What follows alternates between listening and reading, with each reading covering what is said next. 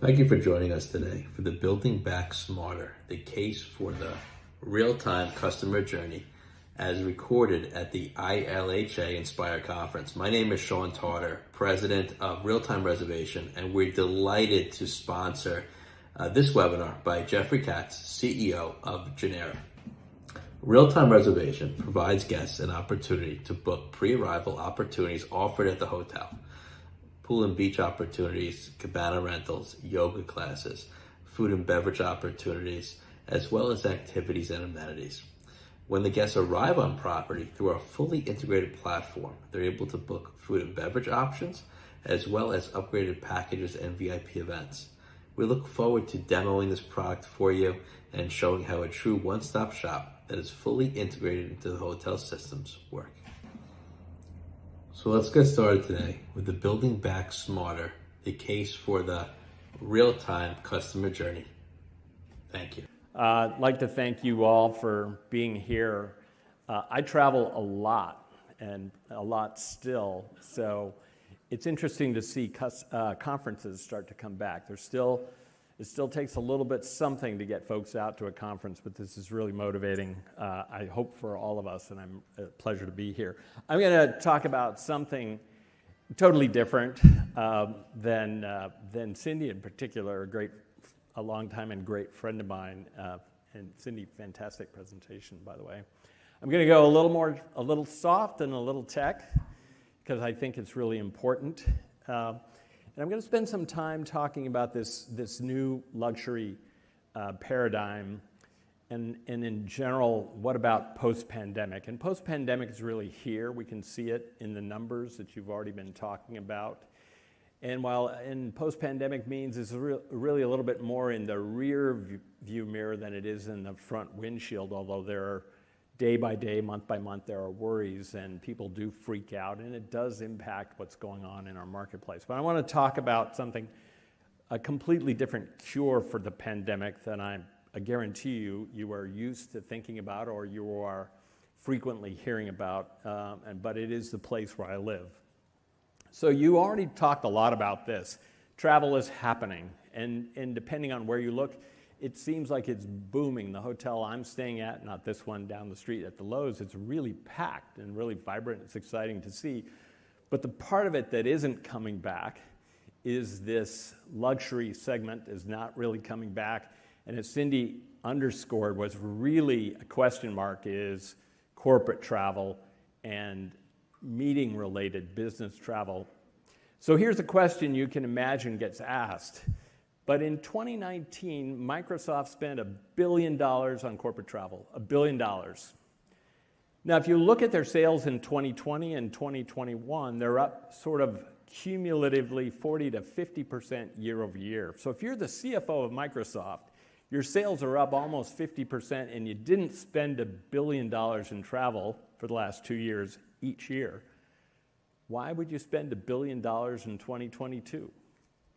That is a fundamental question that every CFO gets to ask all of their division leads and so forth, people who want to travel. Now, I think we're going to get through that, but if you're the division manager of XYZ and you're going to that CFO or controller, it's a really hard conversation to have because many businesses are doing well. But I do think business travel will come back, and we will be nevertheless faced with this newish reality. Now, you know that the pandemic was a horror for many kinds of traditional travel businesses, but mostly, other than frighten people, mostly what it really did down at the fundamental level was it accelerated known trends. Some of these trends, digital transformation, much talked about, still got a long ways to go, but in many sectors, it's really accelerated, not so much in the lodging industry, by the way. Competitions from new models was much talked about, and we can see how that has been accelerated also during this time. The mobile lifestyle, much talked about. Now we see it. We see it in our own livelihoods. We see it in the people we work with and the people we live around. Talent shortages. We used to talk a lot about the impending labor shortage or talent shortage. It is here. It's caused by people making decisions that I don't have to work at an office. I can work anywhere in the world now from where I live. I live in Colorado. My office is in Chicago, as but one example. But the mobile lifestyle can be, and the talent shortage can be about, I don't want to work anymore. I don't want to work so hard anymore. I don't want to do that anymore. So the fragmentation of labor opportunities has become global, and it's really put a crunch on what we used to depend on in terms of availability of certain skills. And then, very important there, but now really accelerating, is the importance to the performance of a brand, performance of a team is diversity, equity, and inclusion. It's really important to the team in particular. We see the power of it when done, when recognized, but it's really important to the team. But the pandemic, as we've talked about, created this one giant unknown. How will corporate and meetings-related demand return? And the truth of the matter is, while we have forecasts, Cindy showed several of them, nobody really knows. Now, I have a good friend who used to be a very senior guy at Goldman Sachs. He taught me this one important thing in March of 2019, right at the beginning of the COVID fright. He said, Jeff, I try not to make predictions during a shitstorm. And I found that to be one of the most important lessons I learned so far during COVID. It's really hard to predict what's going to happen with corporate demand. And if you talk to travel agencies, if you talk to travel managers, if you talk to CFOs at places like Microsoft, they really don't know. Now, they have a point of view, but they really don't know yet. So change is opportunity, change is stress.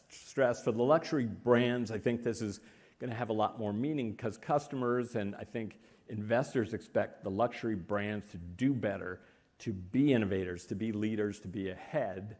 And if you look around at luxury brands today, you could ask yourself, who's really innovating, who's really ahead, make your own assessment, but there's a lot more to do.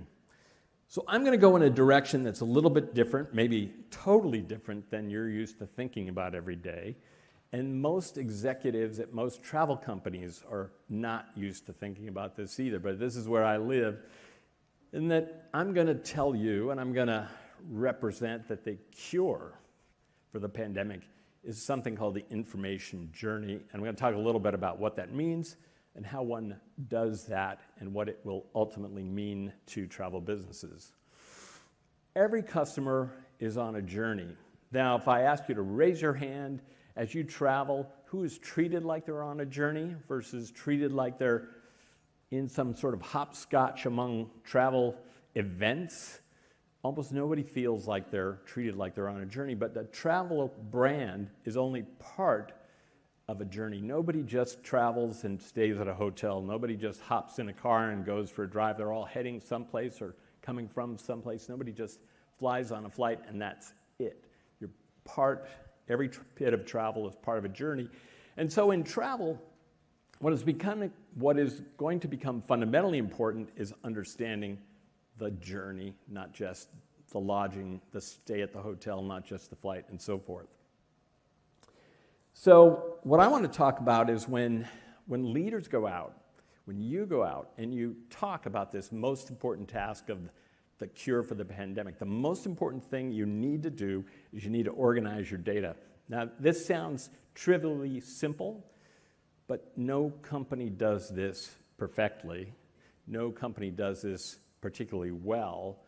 Big brands, most little brands, organizing your data is fundamental. Here's what to expect when you start to have this conversation. You're going to be told something about data lakes, a really important metaphor for bringing all data together. You're going to hear words from vendors who want to do this job for you that will frighten you because they'll have long time frames and they'll require large budgets. You're going to talk to your marketing team or your lawyers, and they're going to frighten you with rules about privacy and security and risk and contracts of horror. You're going to talk to your IT leads, and they're going to underpromise and say it can't be done, but here's what to expect. You're going to examine products like Amazon Web Services, Azure from Microsoft, and Google Cloud. These are the giants of all technology in the cloud. And probably at the end of the day, you'll want to stick with Excel. But Get started anyway, because simple is better than not starting at all.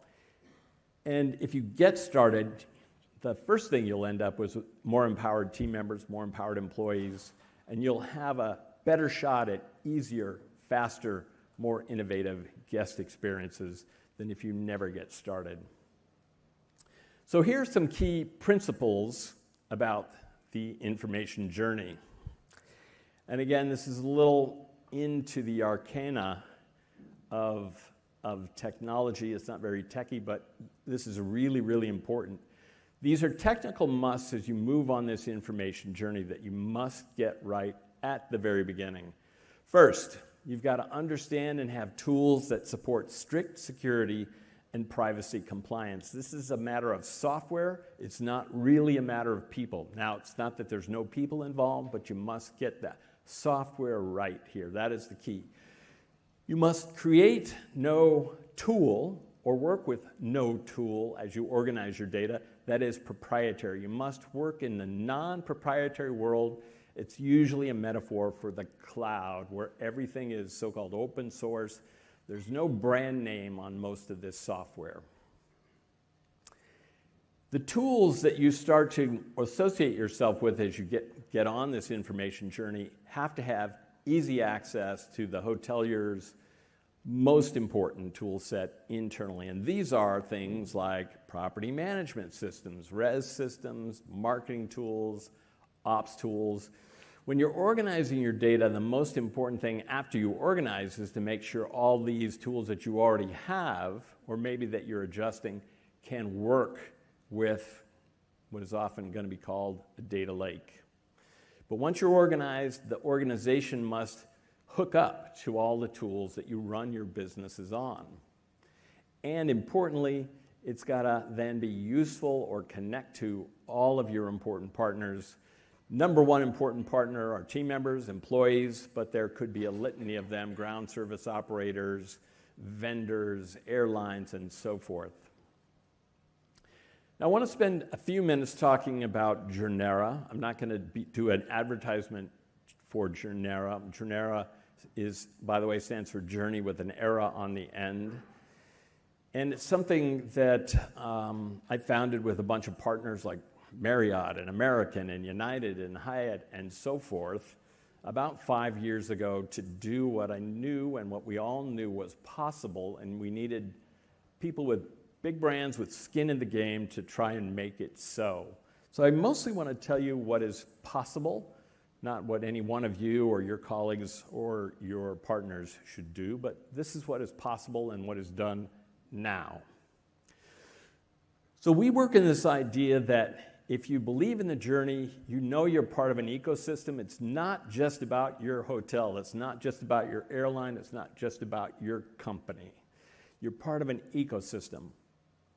And so in the world of information, when you talk about ecosystem, what we've tried to create is this idea of an ecosystem for data, or lots of data lakes.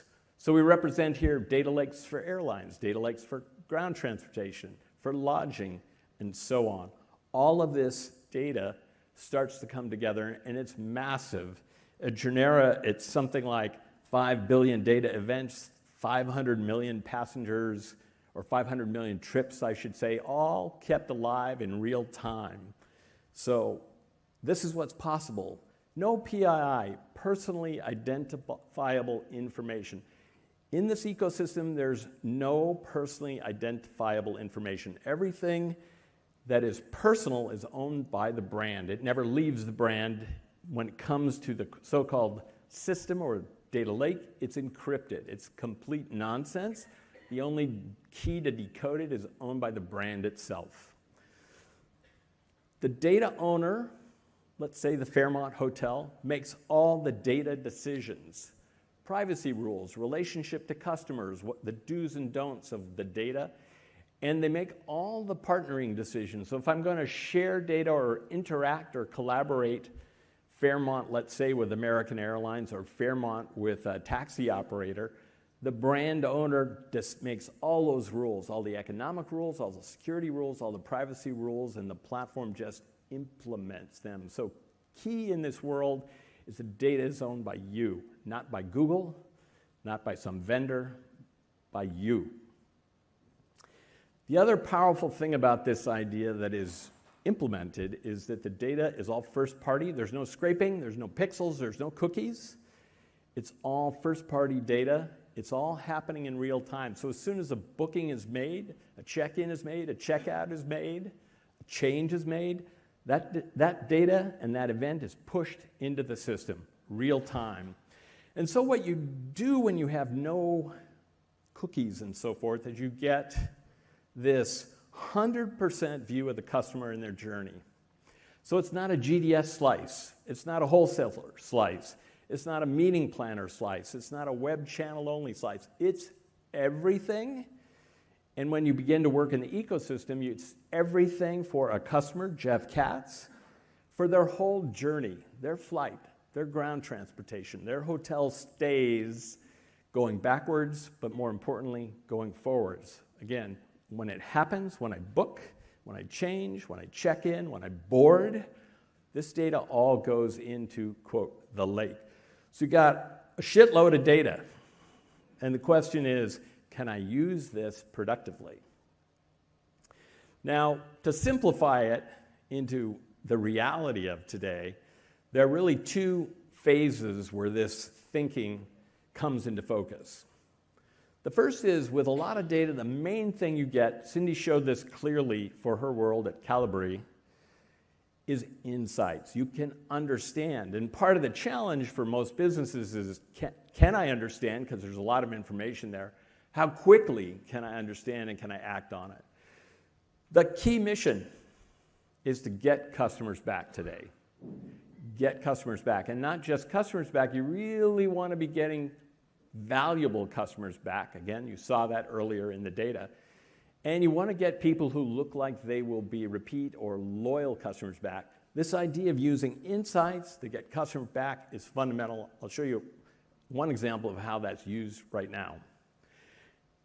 From organizing your data, you can also do this. You can begin to fabricate more seamless journey experiences. And this is really important to bringing customers back. If you want to get business travelers back, you got to make it less awful.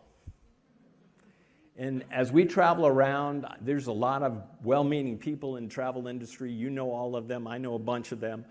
There's just a lot of awful experiences out there, especially when you expect more. These are the best brands in the best cabins with the best status codes. There's still a lot of awful. The way you fix that is not with people. I'm sorry. You're going to have to fix it with information, because there's just not enough people in the world to do this well anymore. So you can create experiences that delight. So two concrete examples that are happening right now. A flight is booked to LA. The information lake makes visible that there is no hotel booked. And importantly, your hotel isn't booked. What can happen the instant that booking gets made is a personalized offer, message, prompt, can go really anywhere. It can go to networks like Facebook, DV360, and so forth on the web, or it can come right out through your own customer relationship channels, email, text, badging an app, messaging on a website, flying to LA, and this is real. Here's a sweet offer for you, Jeff Katz. So this can happen today, and it can happen at scale, and you'll never in a million years do this with a great team of marketers. Never. But this is what you need to do, because you want to find me. Because I'm not staying at the Fairmont, even though I came to LA. Why? Some marketer can figure that out. But this is real. The next more experiential opportunity that's happening right now is this. Think about this. I'm using this imaginary hotel app, or it could be website, etc. And when I open it up, realizing that I probably should check in using the app seems to know my flight is delayed. Why? Because the information is connected now. A room is assigned, and I'm encouraging the person to go ahead and use the mobile key, because you want to use the mobile key and not stand in line to check in, because that's horror It's still horror at most hotels in the universe.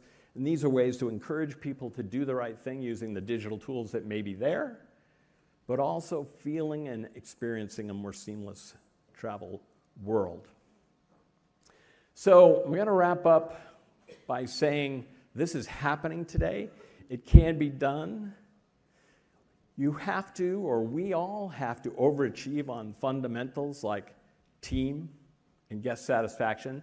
Those are metrics that we want to establish and do well at. But we're going to have to take seriously and invest in and succeed in the realities of this digital transformation idea. Not just talk about it, do it. Don't just talk about it, at least get started. Don't convince yourself that you're great. Convince yourself that you can get better. All roads lead to information in one place. If you learn nothing else, if you believe nothing else, I hope you believe a little bit that you must have information all in one place, even in Excel, all in one place. All roads create benefits from knowing more about the journey. Even if you don't know everything, if you know more about it, you will be more successful. And I urge you all, and urge all your friends and all your colleagues, please get started. Thank you very much.